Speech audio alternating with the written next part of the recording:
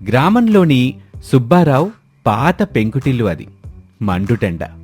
కాంతమ్మ ఒక పాత కుర్చీలో కూర్చుని విసనకర్రతో విసురుకుంటూ ఉంటుంది. ఆండాలు ఒక పెద్ద ప్లేట్ నిండా అన్నం పెట్టుకుని చెమటలు తుడుచుకుంటూ తింటూ ఉంటుంది. రమేష్ బయట నుంచి అలసిపోయి వస్తాడు. ఆ ఊళ్ళో ఎండలు మండిపోతున్నాయి. సుబ్బారావు పాత ఇంట్లో ఉక్కపోతకి అందరి ప్రాణాలు పోతున్నాయి.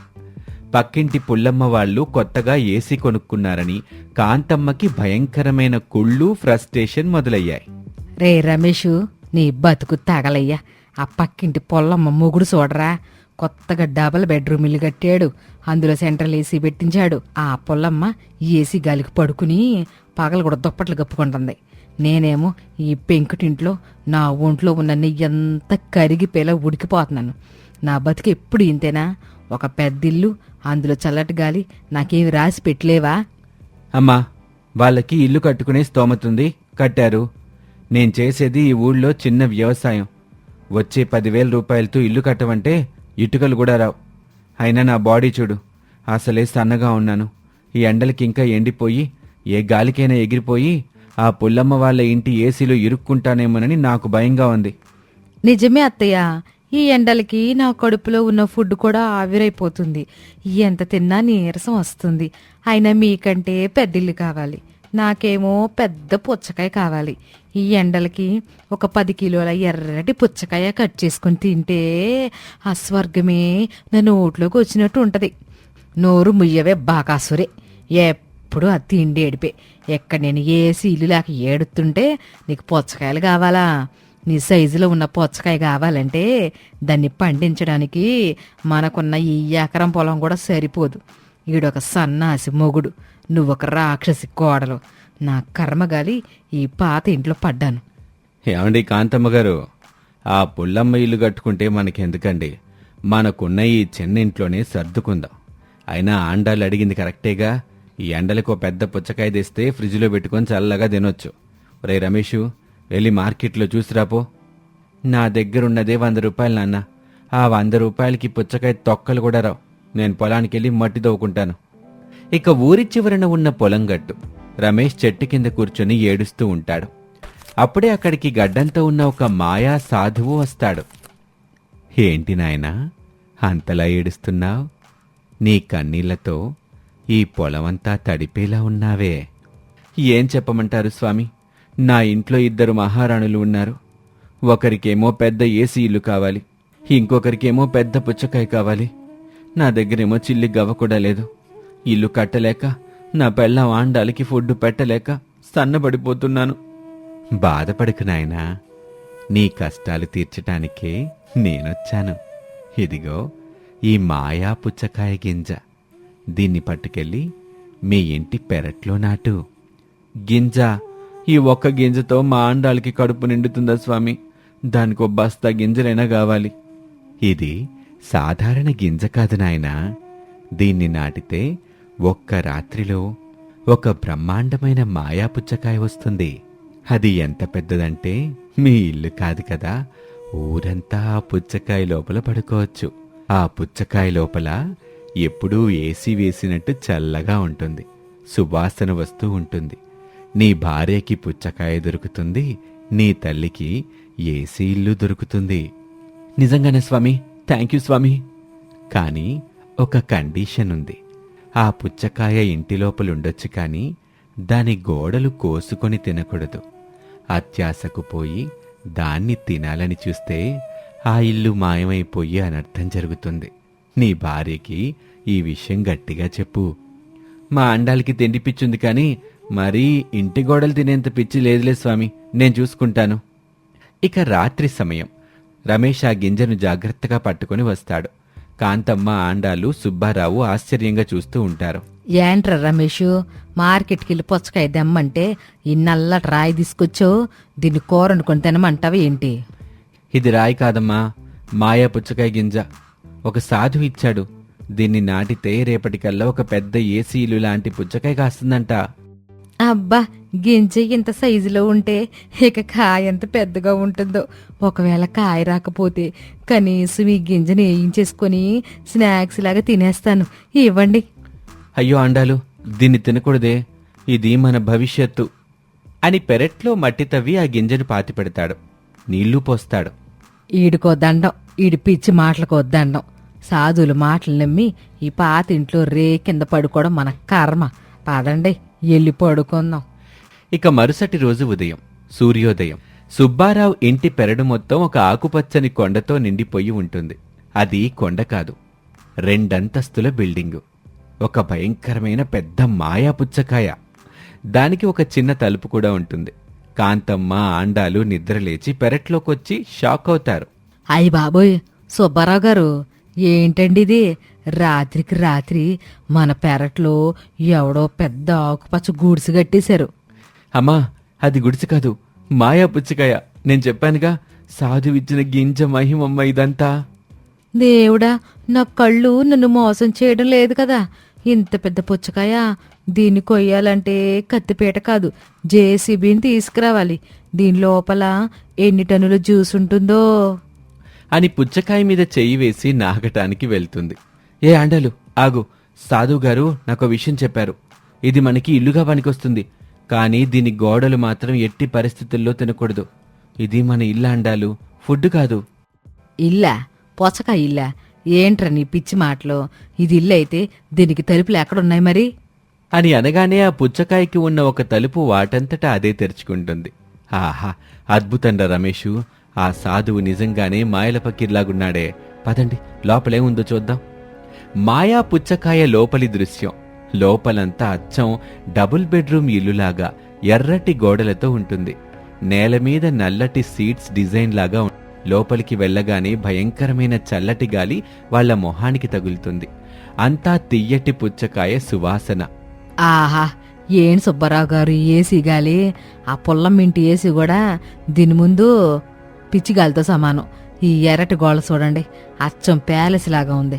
ఇక్కడే సోఫాలు వేసుకుని టీవీ పెట్టుకుని రాజభోగం అనుభవించవచ్చు.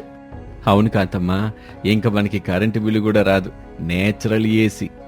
అయ్యో రామా, ఇదేం కర్మరా దేవుడా! నా చుట్టూ ఇన్ని టన్నుల తీయటి పుచ్చకాయ గుజ్జు కళ్ళకు కనిపిస్తుంది. ఆ సువాసన నా ముక్కు రంధ్రాల్లోకి వెళ్ళి నా మెదడుని తినేమని కమాండ్ చేస్తుంది. కానీ రమేష్ గాడేమో గోడలు తినకూడదని ఆర్డర్ ఇస్తున్నాడు. నా ముందు నా ఫేవరెట్ ఫుడ్ని పెట్టి చేతులు కట్టేస్తే నేను ఎలా బ్రతకాలి? ఈ ఇల్లు నా పాలిట స్వర్గమో లేక నరకమో. మెల్లగా ఆండాలు గోడ దగ్గరికి వెళ్లి ఒక వేలుతో ఆ ఎర్రటి గుజ్జు గోడని తాకుతుంది. వేలికి ఎర్రటి జ్యూస్ అంటుకుంటుంది. ఎవరూ చూడకుండా ఆ వేలుని నోట్లో పెట్టుకుంటుంది. అబ్బా, అమృతం! అచ్చం షుగర్ వేసిన జ్యూస్ లాగా ఎంత తియ్యగా ఉందో. ఒక్క ముక్క, కనీసం ఒక్క ముక్క కొరుక్కొని తింటే ఏమవుతుంది? ఏ ఆండాలు, ఆ గోడల దగ్గర ఏం చేస్తున్నావు?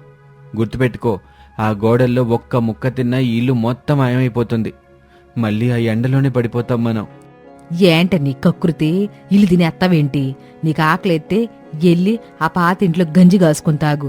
ఈ వాటర్ మెలాన్ వెళ్ళాని ఏవైనా చేసావనుకో, నిన్నీ కాయలో పెట్టి పోతెత్తాను. పదండి సుబ్బారావు గారు, మన సామానంతా ఆ పాతింట్లో నుంచి ఎక్కడికి షిఫ్ట్ చేసుకుందాం. ఆ పొల్లమ్మకి ఈ ఇల్లు చూపిస్తే కుళ్ళుకొని సావాలి. ఇక అది మధ్యాహ్నం. ఊరి ప్రెసిడెంట్ సత్తిబాబు, పక్కింటి పుల్లమ్మ, ఇతర ఊరి జనాలందరూ ఈ పుచ్చకాయ విల్లాని చూడ్డానికి వస్తారు. కాంతమ్మ పట్టుచీర కట్టుకుని ఒక కుర్చీ వేసుకుని ఎంట్రన్స్ దగ్గర దర్జాగా కూర్చుని ఉంటుంది. ఈ అమ్మ కాంతమ్మ, రాత్రికి రాత్రి ఈ ఎర్రటి కోట ఎక్కడి నుంచి వచ్చింది? ఊళ్ళో అందరూ నీ పుచ్చకాయ ఇంటి గురించే మాట్లాడుకుంటున్నారు. ఏముంది సత్యబాబు గారు, మా అబ్బాయి రమేష్ సిటీకి వెళ్ళి ₹1,00,000 పెట్టి స్పెషల్ ఏసీలు డిజైన్ చేయించాళ్లే. ఫుల్ ఆర్గానిక్ ఇల్లు అనుకో. లోపలికి వెళ్ళి చూడండి, చలి కొనుక్కుపోగలరు. కానీ లోపలికి వెళ్ళాలంటే టికెట్ ₹50. ₹50 పుచ్చకాయ లోపలికి వెళ్ళడానికి? ₹50 కాంతమ్మా, నా ఇంట్లో డబల్ ఏసీ ఉంది. నేనెందుకు వెళ్తాను నీ గుడిసెలోకి? నీ ఇల్లు కరెంటు పోతే కాలిపోయే కొలిమిలాంటిది పుల్లమ్మా. నా ఇల్లు కరెంట్ లేకపోయినా హిమాలయాలో ఉన్నట్టు ఉంటది. వెళ్తే ఎల్లు, లేకపోతే ఆ ఎండలో నిలబడి నీ ఒళ్ళు కరిగించుకో. సర్లే అమ్మా, ఊరి ప్రెసిడెంట్ని కాబట్టి నాకు ఫ్రీ ఎంట్రీ ఇవ్వు, నేను వెళ్ళి చూసొస్తాను అని సత్యబాబు, పుల్లమ్మ లోపలికి వెళ్తారు. లోపల బెడ్రూమ్ లాంటి ప్లేస్లో ఆండాలు ఒంటరిగా ఉంటుంది. ఆమె కళ్ళు ఆ గోడల మీదే ఉంటాయి. గోడల్లో నుంచి తియ్యటి పుచ్చకాయ రసం చుక్కలు చుక్కలుగా కింద పడుతూ ఉంటుంది. ఆండాలు తన చేతుల్ని కంట్రోల్ చేసుకోలేకపోతూ ఉంటుంది. ఆండాలు తన మనసులో, నేను తట్టుకోలేకపోతున్నాను. ఈ సువాసన నా నరాల్లోకి వెళ్ళిపోయి నా నాలుకని లాగేస్తోంది. ఒక పక్క పాతింట్లో తెచ్చిన పచ్చడి మెతుకులున్నాయి, ఇంకో పక్క ఏమో ఈ బ్రహ్మాండమైన పుచ్చకాయ ఇల్లుంది. నాకు ఇల్లొద్దు, ఏసి వద్దు, ఈ పుచ్చకాయే కావాలి. సాధువేమో ఒక ముక్క తింటే ఇల్లు మాయమైపోతుందన్నాడు. కానీ ఒక మూల నుంచి ఎవ్వరికి తెలియకుండా ఒక అరకిలో గుజ్జు తింటే ఈ ఇల్లు ఎందుకు పడిపోద్ది? ఏ దేవుడికైనా తెలియాలా నేను గోడ తిన్నానని? ఎవరూ చూడట్లేదు కదా. ఆండాలు నెమ్మదిగా గోడ దగ్గరికి వెళ్లి ఒక పెద్ద ముక్కని లాగి నోట్లో పెట్టుకుంటుంది. అబ్బా, ఆహా, ఓహోహో, నా జన్మ ధన్యమైపోయింది. ప్రపంచంలో ఇంత తియ్యటి పుచ్చకాయ ఎక్కడ ఉండదు. మళ్ళీ ఇంకో పెద్ద ముక్క పీక్కొని తింటుంది. ఇక సత్తిబాబు పుల్లమ్మ అక్కడికి వస్తారు. ఏంటమ్మా ఆండాలు, మీ అత్తగారేమో బయట కూర్చొని డబ్బులు వసూలు చేస్తుంది, మీరేమో ఇక్కడ నిలబడి మీ ఇంటి గోడల్ని మీరే తినేస్తున్నారా? అదేం లేదు సత్యబాబు గారు, ఈ గోడకి కొంచెం డస్ట్ పడితేను నోటితో క్లీన్ చేసేస్తున్నాను. ఆర్గానిక్ క్లీనింగ్ అంటారు దీన్ని. ఆర్గానిక్ క్లీనింగా? ఈ మధ్య ఈ అత్త కొడళ్ళు మరీ తెలివి మీరిపోయారు. సర్లే, మీ ఇల్లు మీరే తినేయండమ్మా, మమ్మల్ని చేయమంటారు మరి. ఇక రాత్రి సమయం. అందరూ గాఢ నిద్రలో ఉంటారు. మాయా పుచ్చకాయ ఇంట్లో కరెంటు లేకుండానే భలే ఏసీ గాలి వస్తూ ఉంటుంది. కాంతమ్మ హాల్లో, సుబ్బారావు వేరే గదిలో పడుకుంటారు. ఆండాలికి మాత్రం నిద్ర పట్టదు. ఆకలితో కడుపు కాలిపోతూ ఉంటుంది. చీకట్లో మెల్లగా లేస్తుంది. పగలు ఆ సత్తిగడు రావడం వల్ల కేవలం 2 కిలోల గోడ మాత్రమే తినగలిగాను. అది నా కడుపులో ఏ మూలకు సరిపోద్ది? ఈ రాత్రికి ఈ ఇల్లుకున్న పిల్లర్స్ లాంటివి భలే ఎర్రగా నెగనెగలాడిపోతున్నాయి. వాటిని ఫుల్గా లాగించేస్తే కడుపు నిండిపోద్ది. ఒకవేళ ఇల్లు కూలిపోయినా మళ్ళీ పాతింట్లోకి వెళ్ళిపోదాం, అందులో ఏముంది. ఆండాలు ఒక పెద్ద పుచ్చకాయ స్తంభం దగ్గరికి వెళ్లి దాన్ని కొరకటం మొదలు పెడుతుంది. కరక్ కరక్ అంటూ సౌండ్స్ వస్తూ ఉంటాయి. అలా ఏకంగా ఇంటికి బలంగా ఉన్న సగం గోడని, పిల్లర్ని ఒక్క రాత్రిలోనే తినేస్తుంది. ఆమె పొట్ట ఒక పెద్ద బెలూన్ లాగా ఉబ్బిపోతుంది. అమ్మయ్యా, ఈ మాయా సాధువుకి నా స్పెషల్ థ్యాంక్స్. జీవితంలో మొదటిసారి నాకు ఆకలి తీరిన ఫీలింగ్ వస్తుంది. ఇప్పుడు ప్రశాంతంగా నిద్రపోతాను అని అక్కడే ఆ పుచ్చకాయ గుజ్జు మీద పడుకుంటుంది. ఇక ఉదయం 4 గంటలు. సడన్ గా మాయా పుచ్చకాయ ఇల్లు కదలటం మొదలవుతుంది. ఆండాలు స్తంభాన్ని తినేయటం వల్ల ఆ మాయాశక్తి దెబ్బతిని పుచ్చకాయ ఇల్లు మెల్లమెల్లగా కుచించుకుపోవటం, అలాగే కరగటం మొదలవుతుంది. గోడల నుంచి ఎర్రటి జ్యూస్ వర్షంలాగా కాంతమ్మ, సుబ్బారావు మీద పడుతుంది. కాంతమ్మ నిద్రలో ఉలిక్కిపడి లేచి ఎర్రటి నీళ్లు ఒంటి మీద పడ్డంతో, హాయ్ బాబోయ్, ఏంటండి ఇది? రక్తం పడుతుంది, రక్తం. రమేష్, సుబ్బారావు గారు, దెయ్యం పట్టిందిరి ఇంటికి. రక్తం కాదే కాంతమ్మ, అది పుచ్చకాయ జ్యూసు. ఇల్లెందుకు కూర్చుంచుకుపోతుంది? పైకప్పు కిందకు వచ్చేస్తుంది, బయటికి పరిగెత్తండి. అమ్మా, ఎవరో మన ఇంటి గోడల్ని సగం తినేశారు, అందుకే సాధు చెప్పినట్టు ఇల్లు కరిగిపోతుంది, పరిగెత్తండి. అందరూ ప్రాణాలు అరచేతిలో పెట్టుకుని ఆ చిన్న తలుపులో నుంచి బయటకు పడతారు. కాని ఆండాలు మాత్రం తన ఉబ్బిన పొట్టతో ఆ కరుగుతున్న పుచ్చకాయలో ఇరుక్కుపోయి బయటకు రాలేకపోతుంది. అత్తయ్య, రమేష్, నేను ఇరుక్కుపోయాను. నా పొట్ట సైజు పెరిగి ఈ డోర్లో నుంచి రావడం లేదు, నన్ను లాగండి. ఓసి రాక్షసుదేనా, నేను ముందే అనుకున్నాను ఈ పని నీకే సాధ్యం. నా ఏసీ ప్యాలెస్ని తినేసి నన్ను రోడ్డును పడేసావా? నువ్వు ఆ పుచ్చకాయలను ఉండిపో, నిన్ను రక్షించేదే లేదు.